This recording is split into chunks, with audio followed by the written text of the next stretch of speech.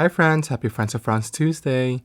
I hope you're all doing well because I am not. I am so sore because I just came back from my first ever skiing session ever. I went with a few good friends to Camelback Mountain in Pennsylvania for MLK weekend, and boy, did I almost die. Literally. Again, never skied before. Went down the bunny hill probably 3 or 4 times to practice the pizza. So grateful to all my friends who were so patient with me, but I could not master the pizza at all. But then I agreed to go to the top of the mountain to ski down the green slopes. My first ski down, I think it was okay, but I definitely fell 20 times and held back all my friends for an hour. But the second round on another green slope, boy, there was one section midway down where I went through an icy patch, derailed me from the center of the slope. I could not control my speed going down, my heart just palpitating, knowing that I was going through an impending doom, and I fell down the ditch, rolled, and smashed into 3 trees. Both of my skis came off of my feet. My head was 5 inches away from a rock, but a miracle. No broken bones, no smashed head, no face needing stitches, but I am so sore. But I will take it. I just remember seeing those 3 trees in front of me, which led me to assume a fetal position to protect myself. Somehow. These are the moments I realize how the sense of sight and vision in itself is such a taken for granted gift. And it's so enthralling to think of the dichotomy of vision. Both seeing the beautiful mountains and pure white snow, also seeing through the blurriness of the speed of my downfall, and seeing the trees in front of me that I was about to smash into. But both views with the same eyes. Truly, our eyes allow us to view the world around us and form images of our deepest memories, whether good or bad. But how does vision actually work? How do we actually see? Can we safeguard and improve our vision, like by eating carrots as we have all heard growing up? What does 2020 vision really mean? Well, let's talk all about that today. I am so honored to be joined today by Dr. Jennifer Chinn, a board-certified optometrist and Glaucoma Certified Optometric Physician, and the second-generation co-owner of Dr. Chinn's Vision Care in San Diego, California. Dr. Chinn received her doctorate in optometry degree from the University of Missouri St. Louis College of Optometry, and currently Dr. Chinn serves as a professional affairs consultant at Johnson & Johnson Vision, serves on the board of the San Diego County Optometric Society, and is the leader of the San Diego chapter of the Young Optometrists of America. Dr. Chinn has been featured on New York Post, Well and Good, Women in Optometry magazine, and Vision Monday magazine. As with any field in medicine, there is so much to learn and so much myths and misinformation to break down. So today, let's find out if the news circulating online about our eyes and the sense of sight are indeed fact or vision. Get it? Fact or fiction? Okay, let's go. Do you get red after a sip of alcohol? Well, I do, and it actually has a name. The alcohol flush reaction. And in my case, the infamous Asian glow. But something I didn't realize is that Asian glow isn't just a cosmetic issue. It's a real health risk, linked to increased cancer risk and poor alcohol metabolism. Thankfully, Join is here to help, an AAPI and woman-founded supplement brand that was created to be the most effective natural solution to support people with alcohol flush and recovery, while boosting overall health. Made with clinically studied, all-natural ingredients like glutathione, milk thistle, and B vitamins, you can now finally feel confident when you drink. Get 20% off your first order at jointhefun.com. That's JOYNTHEFUN.com with the code FRANZ. That's FRANZ. Let's give the Asian glow a different meaning. Hi everyone, welcome to another episode of the Friends of Franz podcast. Today I am so excited and so honored to introduce to you our expert guest. We're going to be talking about all things eyes, which is so important to me because honestly, if I don't have my glasses or contacts on, you could be right in front of my face and I would not know who you are. I don't know if you've seen that Kiki Palmer meme where they showed her a picture. I think it was the truth telling game. It's just like, that man could be in front of me and I don't know who that is. And that is exactly me. Dr. Chinn, thank you so much for joining me today. Thank you so much for having me. It's such an honor. I'm so excited to talk about eyes and vision. And yeah, I'm excited to be here. Yes, can you please introduce yourself to all of our guests? What led you to, I guess, this field of the eyes and vision? Absolutely. So, I am actually a second generation optometrist and I'm located in Southern California. So, my father's an optometrist as well. And I always knew that I wanted to be in healthcare. But I think it wasn't until after college that I graduated and I kind of like wanted to shadow a few different medical fields to see what I was interested in that I really kind of fell into eye care just because I felt like the way that you can impact somebody's life is so important and the education around it is so important. And of course, I love fashion myself. So Mhm. there's a fashion component with eyewear and sunglasses and everything. So I felt like it was a good mix of everything that I wanted, like fashion, medical, educating. So it was really one of those things that kind of just like fell into my lap of, oh, well, this is like a great opportunity. Why not like shadow some other optometrists, including my father, but just to see what else was out there. So I'm not super biased. Yeah.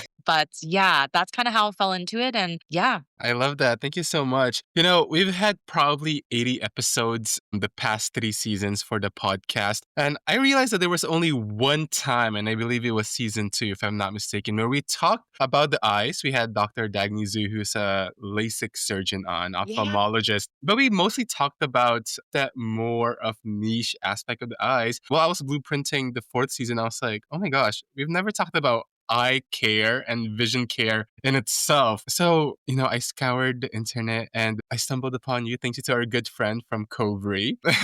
And yeah, so thank you so much for coming on. And you're right, vision and eye health is so important. It's definitely not only how we see the world around us, but I guess it's also, I guess when it comes to relationships and family and friendships, right? It's so important. But yes, I guess I wanted to take a step back before we talk everything about eye health, but just talking about the eyes itself. yeah, When I first learned about the whole process of how this works, if either in biology or biochemistry, I was like, oh my gosh, this is so, we take seeing for granted, vision for granted, but the actual underpinnings of how it actually works, it's so interesting. I guess from yes. an anatomical or scientific standpoint, how do our eyes actually work to, I guess, give us a vision and make us see? Yeah, so that's a great question. Without getting too technical, I'll kind of explain how it works. But vision basically works with light, right? So if you walk into a room and it's completely dark, there's nothing in there, you can't see anything, right? Once a light is introduced, that's when your eyes can actually perceive. So they're stimulated by the amount of wavelength and the light in there. And then that stimulation is sent as a neural pathway to your brain, right? And then your brain perceives it as something. So everything that you see is basically light. And that's how it works is the light enters the inside of the eye and then it stimulates the retina. The retina sends the information to the optic nerve and the optic nerve is sent to the brain. Something that I always remind people, every single one of my patients, every single day, I say it like 20 times a day, is that vision is more than just seeing. You have to understand what you see, right? So Mm, the analogy I give people, which everybody's kind of been through, is like when you're driving on the highway, if somebody slams on their brake and you see that red light, right? So the red light enters the inside of the eye. So you see the red light, but if your brain does not process what that red light means, your foot would never move from the gas to the brake and you would crash into the car in front of you, right? So vision is, again, super important to understand what you see. And that's why it's so integrated with learning too. There are so many mhm. important milestones for children. So, like when babies are born, we have to check all these different behaviors and movements that they have as their milestones to ensure that their eyes are developing adequately because it's a part of everything that we do, whether it's depth perception, it's memory, it's learning. There's so much involved in our development as a human being that requires Mhm. vision. So that's the basics of how it works is when light is introduced, that's how we perceive it. But yeah, hopefully that's a good explanation for that. Yeah, definitely. Thank you. Yeah, I didn't really think about that before. It's like just understanding what you see beyond the just seeing itself. That is so true. But when it comes to vision, we hear something called perfect vision or 2020. I know they always say nobody's perfect, but apparently there's such thing as perfect vision. And I know people who have perfect vision, not me. Can you explain what 2020 or perfect vision mean? Yeah, so actually 2020 is not technically considered perfect vision. It's like a standard. So like when you go to the eye doctor, we bring you into the exam room, which is typically dark. We have the lights down a little bit, but we do that to standardize the environment so that we can grade you. So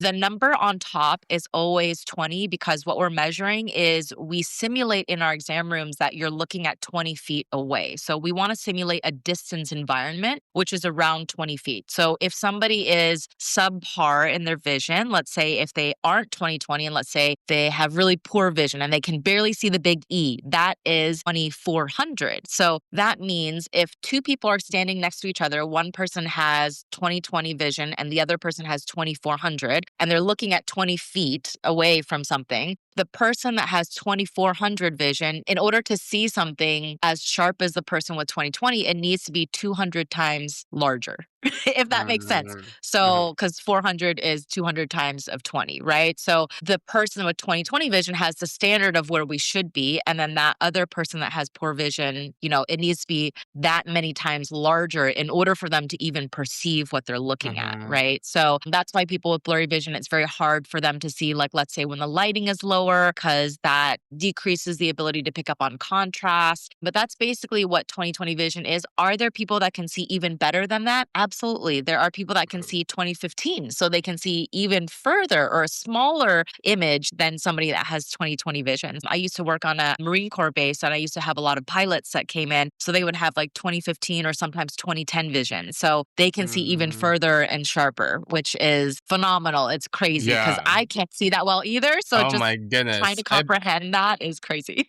I better not find somebody with 2015 vision because I am full of bitterness. My mom before wanted me to be a pilot. Ugh, I guess I would not have made it anyways. Well, I guess she just wanted it for the free flights. Anyways, so for someone with like 2400 vision, or as that Yes. number, I guess, gets more muddy than someone's vision gets blurrier, what causes that bottom number to just, I guess, get worse and worse every time? Is it more of lifestyle, like diet, hydration, and sleep, or is it more of an age thing? So it's actually a combination of different things. There's been a lot of different studies on it. So I guess just for us, especially like being Asian, so we are more prone to having nearsightedness. So when you can't see like the big E, there's a number of different reasons why. You could be nearsighted or farsighted. It could be astigmatism that contributes, but a lot of it, there's a genetic component. So you inherit it from your family members. And then there's a really big portion that is environmental. So what you mentioned about diet, hydration, and sleep is something that contributes, but more of the environmental has to do with the environment that you put your eyes through. So for example, I'm 38 years old. When I grew up as a child, I did not have a digital device. So if I wanted to play, then my parents would tell me to go to the park and make friends or go ride my bike and go outside, right? Versus the children today, there's a little bit more challenge to that because of the fact that their lifestyles require them to be on digital devices, even when they're in school. And when they're not Mhm, in school, it's something that they rely on, right? So what happens is their environment of how many hours they spend a day looking at something close to them, then the brain starts to adapt to that almost, right? Like, oh, I'm stimulating myself here, but I'm not stimulating myself elsewhere. So there are some environmental factors that contribute to it for sure. In our industry, myopia or nearsightedness, so basically being blurry far away, is a huge epidemic across the world. And it's becoming a major mhm, problem because of a lot of environmental causes that are contributing to a lot of kids developing nearsightedness at a very young age. So we're trying mhm, to do a really good job with educating people and educating parents to tell their kids, take breaks. It's okay to use the mhm. digital device, but don't stare at it for 4 hours at a time. Like maybe take breaks every half hour, get up, grab a drink, grab a snack, go run outside a little bit and then get back to it. Yeah, and as they say, touch some grass, Yes, go exactly. outside. You mentioned digital devices, and there's a buzzword that's been out and about recently called digital eye strain. So is this just a buzzword, or I guess it's actually a real thing then? It absolutely is a real thing. So, digital eye strain has to do with the strain your eyes experience while being on a digital device for many hours at a time. And again, it's kind of that thing of we really take our vision and our eyes for granted because our eyes work kind of like muscles, but we don't necessarily have nerves that sense how hard they're working, right? So, another analogy that I use a lot of analogies just Mhm. so it's I love easy that. for people to like wrap their head around. It's kind of like if you are to work on a computer for 8 hours a day, it's like going to the gym and doing arm curls for 8 hours. Of course, your muscles would be sore, right? So they would feel that strain. So the eyes definitely feel the same amount of strain strain because when you're on a digital device, especially nowadays, it would be the same thing as reading too. If you spent all day reading a book or doing, paperwork or something like that, but you're staring at something and you're staring at something with very small font, right? So you're sustaining that gaze for a long period of time, which causes strain because your eyes need a break. So something that we have in our industry is called the 20-20-20 rule, which is every 20 minutes, look 20 feet away for 20 seconds to relieve that strain, to give your eyes a different environment to look at for a moment, just so that at least you don't do too much of one thing, right? Everybody knows that concept of too much of one thing in your life is bad, right? So same thing goes for digital devices. So it is very true. And I think there's a lot of people that confuse like blue light exposure to digital eye strain. But again, the more we're spending time up close and on digital devices, we're sustaining a certain amount of gaze for a long period of time. And that's what's straining our eyes. What if a single cup of tea could hold a century of stories? Day Tea is a 5-generation family business crafting award-winning high-mountain oolong teas in Taiwan since 1918. Grown at the highest elevations, every leaf is hand-picked, all natural, and nurtured without additives or herbicides. The result is an array of complex flavors that evolve with each steep, honored at tasting competitions in France and Japan. From premium loose leaf and tea bags to ready-to-drink cold brew bottles, every sip is an invitation to slow down, savor, and connect.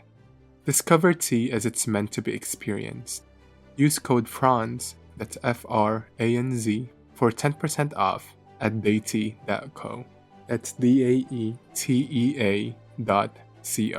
Valid until February 14, 2026. Brew it hot, brew it cold.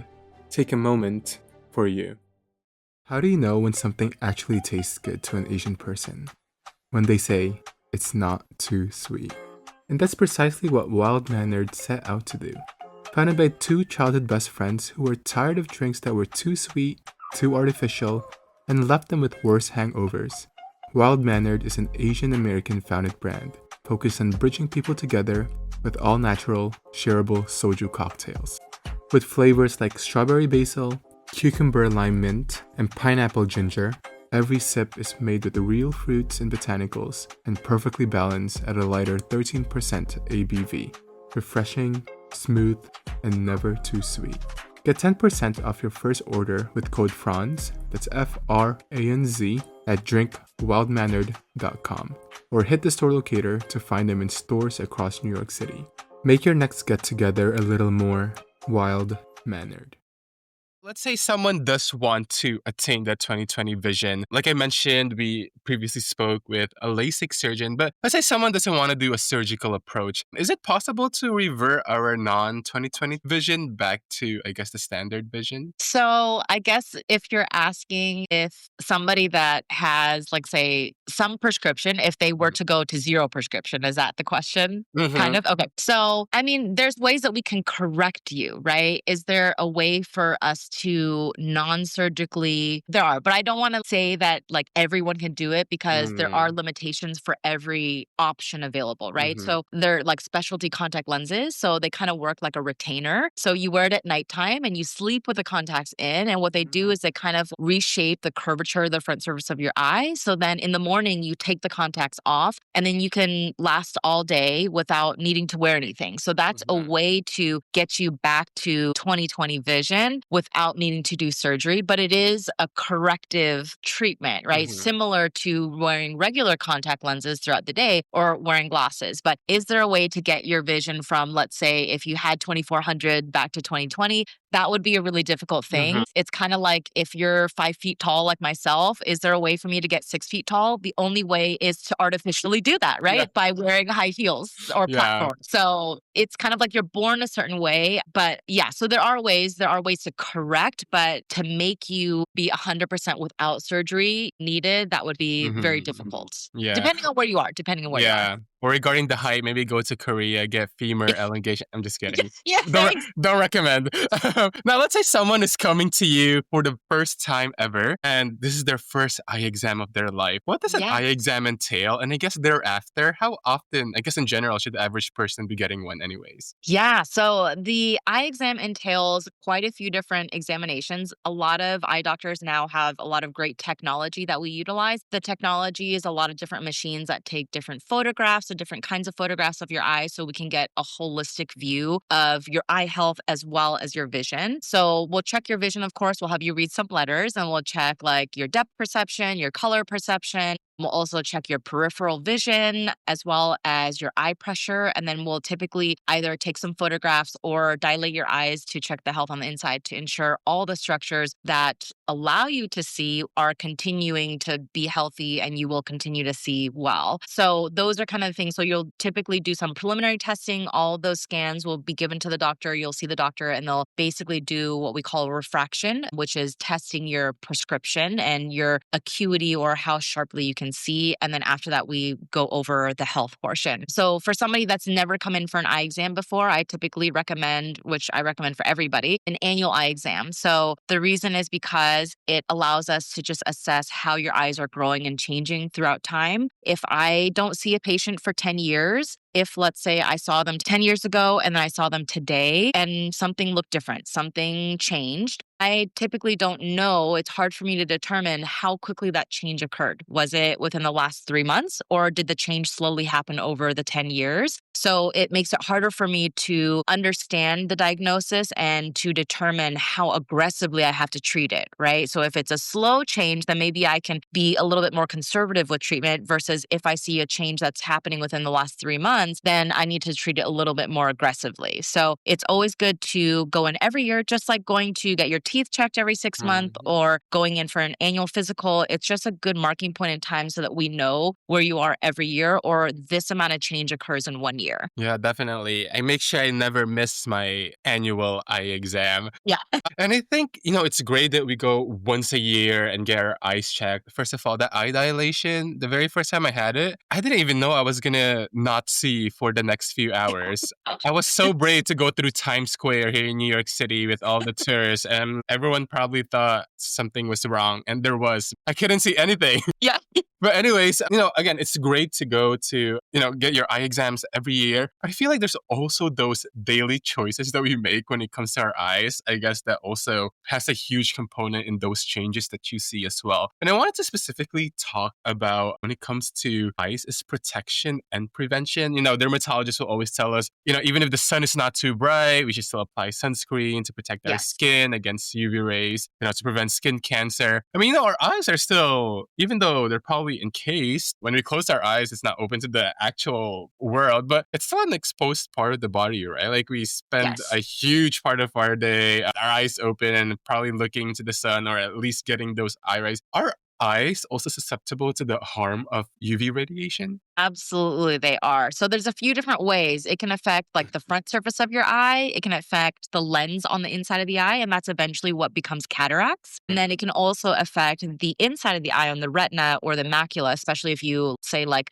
sun gaze. I've had people in the Oh, past that were patients that came in thinking that sun gazing would help improve their vision, but it actually damages their retina and their macula like really, really bad. So yes, the UV rays are very harmful. So we always try to say that wearing sunglasses is like wearing sunscreen for the skin, mm, right? So anytime you're outdoors, especially for an extended period of time, even if you're going out to walk the dog, like I always recommend a hat and sunglasses mm, because even if you have sunglasses, but you're not wearing a hat, the sun is still coming in from above you. So it can mm, hit behind the glasses as well. But like you mentioned, even on a cloudy day, 80% of the sun's UV rays can still penetrate through the cloud. So people that wear glasses that are photochromic, which is they turn dark when they go outside because they're exposed to UV. Even on a cloudy day, the patients that wear those types of glasses, they will still turn dark on a completely cloudy day because it shows you that there's a certain amount of UV still in the environment. So absolutely, we all will get cataracts at some point. It's something mhm, that nobody can really avoid. And that has to do with cumulative amount of sun exposure, similar to like skin cancer. Like you don't get mhm, skin cancer from one sunburn, right? You get it from mhm, many, many years of sun exposure. And the same thing thing happens with the eyes too is that we eventually get cataracts. And Mhm. a lot of people, they start to kind of wrap their head around it a little bit more with, like, let's say they're pets. So like for people that have dogs, the dogs don't wear sunglasses when they go outside, but it's a very common thing for dogs when they get older to have cataracts because of the fact that you can see when you look at them that their eyes kind of look white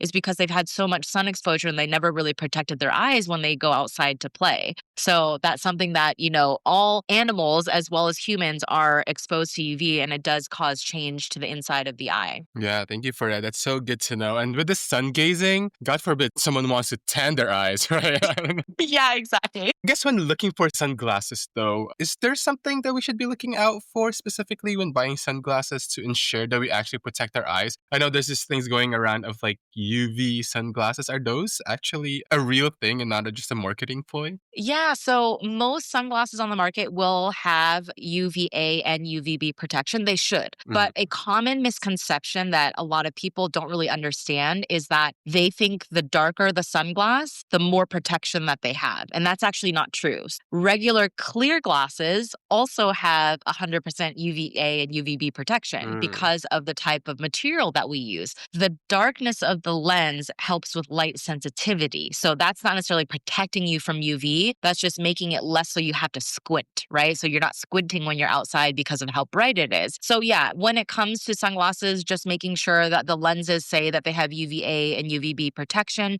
Anybody that tends to spend a lot of time on, like, let's say the water, they go skiing a lot, like they're on a boat or something like that. They like to go to the beach a lot. All of those patients should be wearing polarized sunglasses because it helps to eliminate the amount of light coming towards you. Because when you're in certain environments, like on the water or on the snow, the sunlight will bounce off the snow or off the water in many directions towards your eyes. This is why when you go outside and it's very snowy outside, it's like it's so bright that you can't even see. People are always squinting. So again, wearing polarized sunglasses, what they do is basically filter out 50% of the light coming towards you so you are less light sensitive. So again, just making sure you have UVA, UVB protection. The darker the lens doesn't necessarily make a huge difference unless you're extremely light sensitive, but sometimes that can cause even more damage. I don't want to get too far into that because it's very technical, but again, the darkness of the lens doesn't necessarily mean you have more protection from UV.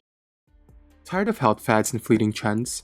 Reprise Health takes wellness back to its roots, back to all natural remedies that have truly stood the test of time.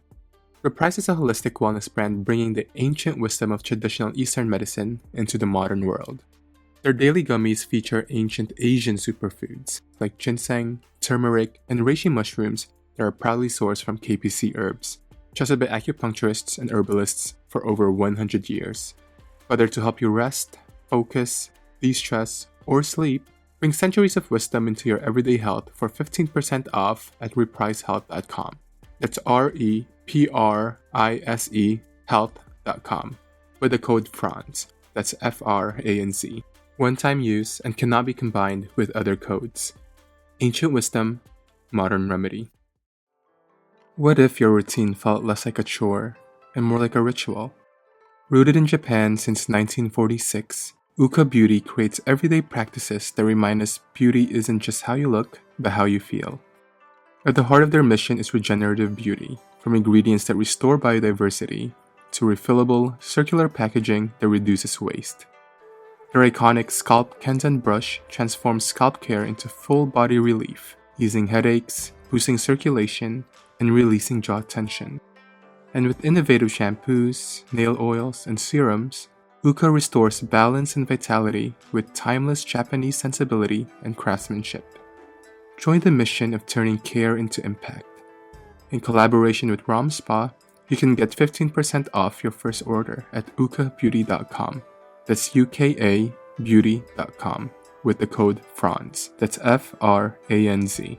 One-time use only and cannot be combined with other codes. We've laid the groundwork of, I think, one of the most important things, which is, vision itself and vision health and annual eye exams and eye protection when it comes to glasses against UV rays. Now, I wanted to bring the domain into some of the most common questions that I received when I told people that, we're going to be with an optometrist. Send me your questions. And this is a list of questions that I guess the general public has. Some of them we touched upon, but I just wanted to hear your thoughts on them. They could be a speed round if you want. If you want to explain them, please feel free. Okay, let's start with the first one. Will reading in dim light ruin your eyesight? I know you touched upon this. A little bit, but so not necessarily. So the main thing is that when you're reading in dim light, it makes it harder for you to see, right? So I always tell people that when the lights are bright, you have the highest contrast, like black on white or white on black is the highest contrast. When you dim the lights down, it becomes grayed out. So it's harder for your eyes to see. You're working them harder, is basically what's happening. So it's not necessarily that it's going to worsen your eyesight per se. There's a lot of,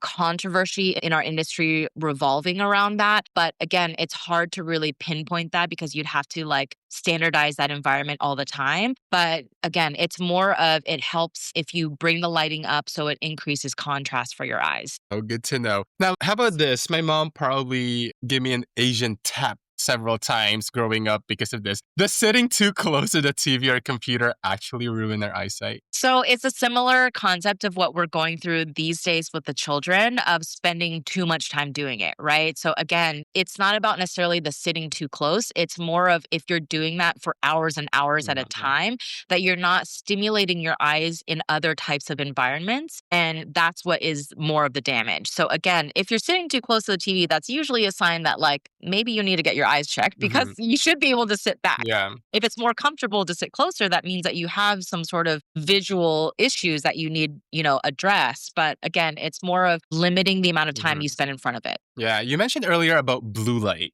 Well, my question is, do blue light glasses actually work to prevent eye damage from screens? Is it more hype than help? And I guess just in general, for those who may not know, what is blue light? Yes. So blue light is one of the wavelengths of light. Like you think of all the different colors in the color spectrum that we can see. We used to think in the past that there was a potential for damage to the health on the inside of our eyes because the wavelength of blue light is very similar or close to that of let's say infrared or UV, right? But it's quite a bit further away from that. And the amount of blue light that we get from digital devices is not as high as, let's say, we do from the sun. So the sun is actually the largest source of blue light that we get. The only thing that we really see that all the studies have indicated is that it does mess with our circadian rhythm, which is how we know when to go to sleep or when we get sleepy because it's darker at nighttime. So what can happen is if you're constantly looking at digital devices throughout the day and stimulating your eyes with the blue light, it can cause you to stay awake for longer or just not have as restful sleep just because of the fact that you're constantly stimulating your eyes to replicate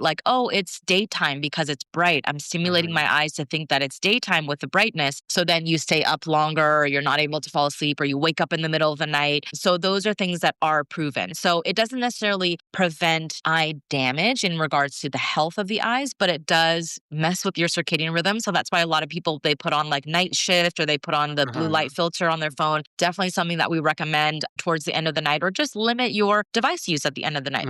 Put the phone down, maybe grab a book instead. Definitely. I agree with that. Now let's stray away from blue light glasses and itself and talking about general glasses, eyeglasses. Is wearing glasses or contact lenses going to make your eyes, quote unquote, get lazy? That's a great question. A lot of people are well, if I use the glasses, that's just going to my eyes are not going to work anymore and I'm going to rely on the glasses, right? They're not going to make your eyes worse. And so some people get confused because the first time they get prescribed glasses, then the next year they come back, they're wait, why is my prescription getting worse and worse? Shouldn't it stay the same or shouldn't it be okay if I have the glasses? So the glasses are not going to make your eyes worse. Your eyes are continuing to work regardless of whether you wear the glasses or not, right? So let's say you're on the computer screen all day. Even when you wear the glasses are making it easier for your eyes so they don't have to work as hard, but you are still doing the work of staring at small font and small numbers or whatever you're doing on a daily basis. So the glasses and contacts are there to help you. They're there to get you to where you're supposed to be. So just like we talked about, if you're born at 5 feet tall, if you want to get to 6 feet, the only way is to wear a platform to get you there.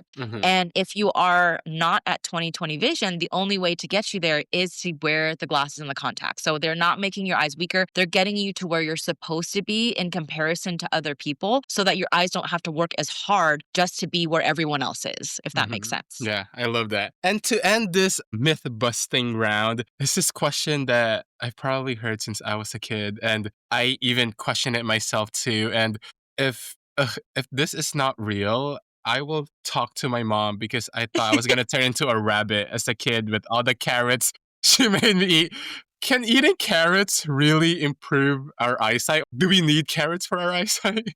Yeah, so that's a fantastic question that so many people ask. So, yes, carrots are healthy for the eyes because of the vitamin A in them, but the amount of carrots that you would need to eat in order to actually like do any real benefit would be like probably pounds and pounds and pounds every day. Your skin would Mm. probably turn orange from eating carrots before anything happens. So, typically what we tell patients is just eating a well-balanced diet, and a lot of green leafy vegetables, fruits high in antioxidants are really beneficial. So it's not just carrots. There are other things like kale, spinach, broccoli, like again, oranges, like lots of great fruits and vegetables out there that are beneficial. But also there are supplements that you can take that can help to ensure that the health of your eyes maintains really well. So just like the reason why vitamins were created in general is because in a normal natural diet, even if we eat super healthy, we're not getting all of the nutrients that every single one of our Mm. organs needs. So that's why we have vitamins and nutraceuticals to help us. So the same thing goes for the eyes that yes, carrots are beneficial, but it's not to say that you need to eat a carrot every day because again, the amount of benefit it provides is probably very minimal. You won't notice it. Like you're not going to visually see that your Yeah. vision is better. Might be placebo effect if you do, but Uh, again, just eating a healthy diet, sleeping well, drinking enough water, exercising, all the things that we know intuitively keep ourselves healthy is what you should be doing as well. my mom will receive a call after this recording. I'm curious if I can harp on one thing you said. Are there specific oral supplements that you recommend patients for their eye health? It depends on the patient, Mm. absolutely. There's quite a few different supplements. Like we recommend like for patients that they suffer with dry eye disease, we might recommend fish oil or omega-3 supplements for them. So omega-3 supplements are great for a lot of different things. So a lot of people take them for a number of different reasons, but that's something that we recommend. There are like let's say some all-inclusive vitamins that do have some components that are helpful, like Centrum Silver is really Mm. great. If a patient they have potential or signs of specific conditions like macular degeneration or some changes to the retina, we have specific vitamins that are tailored towards protecting that part of their eye so that they won't have further potential damage, or we try to keep that area as healthy as we can, prevent it from having more damage from sun exposure and just normal aging causes too. But yeah, there's a number of different vitamins. It just really depends on, what your eye health looks like, but your eye care provider can definitely give you some more information about that. That's so helpful to know. Thank you. I mean, this has been such a beautiful conversation that answered some questions for myself as well. I'm curious, working every day with people's eyesight and vision, I'm sure it's a spectrum, right? There's probably younger people who come in and who have great vision, or even those with probably early signs of vision disease. And then you'll probably have more elderly patients. And I feel like vision, like you said, is so taken for granted. And I feel like I will never forget what you said about how it's not just seeing, but how we understand, perceive what we see. I'm curious, how has working with people's vision every day shaped the way you see life yourself? I mean, it's really given me a lot of perspective. And I think one of the biggest things that it has given me is just it's humbled me, especially when I have patients that can't see as well and that really struggle on a day to day basis to just perform simple activities of daily living, like let's say cooking for themselves or like Mhm. finding the bathroom, like simple things like that. It really puts into perspective. And yes, that whole thing of taking our vision for granted, it's so real, right? Like it's just like you don't think about it every day, but vision is such a huge part of our lives. Like the fact that we even can maintain relationships and have memories of our Yeah. childhood or of our parents or anything